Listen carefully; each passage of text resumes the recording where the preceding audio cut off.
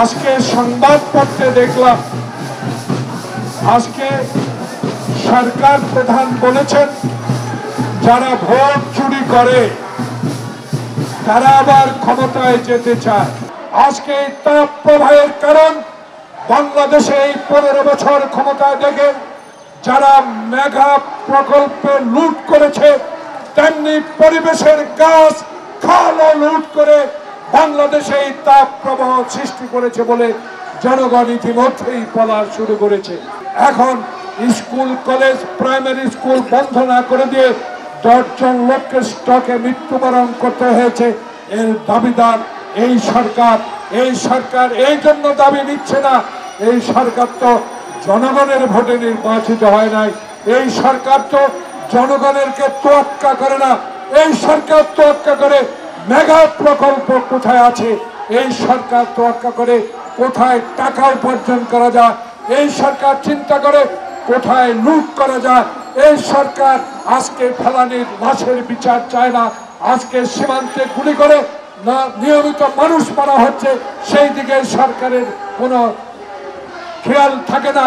এই সরকারের খেয়াল থাকে একটাই, কি করে আধিপত্যবাদ বিচার, আধিপত্যবাদ যারা আজকে এই দেশে প্রয়োগ করবে তাদেরকে বন্ধু ভেবে বাংলাদেশকে তিস্তার পানির হিস্সা থেকে আজকে তারা প্রত্যাহার করে নিয়েছে পানি। আপনার অধীনে কোনো নির্বাচনে যাব না।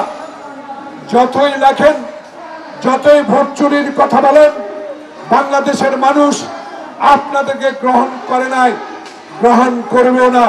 যদি সাহস থাকে একবার আসুন না, একটা নিরপেক্ষ সরকারের অধীনে একবার জনপ্রিয়তা যাচাই করুন।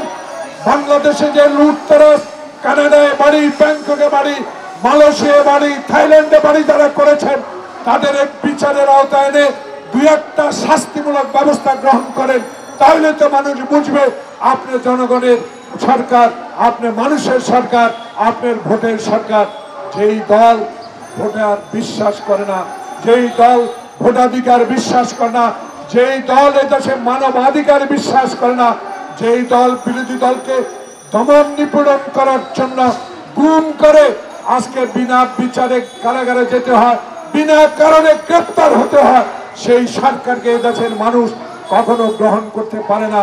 তাই আজকে বলতে চাই, আসুন পদত্যাগ করুন, নিরপেক্ষ সরকার অধীনে নির্বাচন দিন, তত্ত্বাবধায়ক সরকার প্রথা চালু করেন।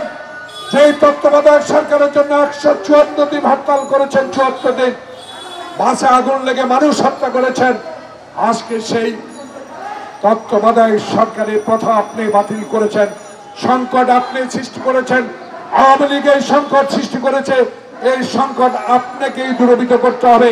পার্লামেন্ট ভেঙে দিন, নির্বাচন দিন, তত্ত্বাবধায়ক সরকারের অধীনে কার কতটুকু জনপ্রিয়তা আছে, কে ভোট চোর, কে ভোট চুরি করে ক্ষমতায় গেছে তার প্রমাণ দেবে জনগণ।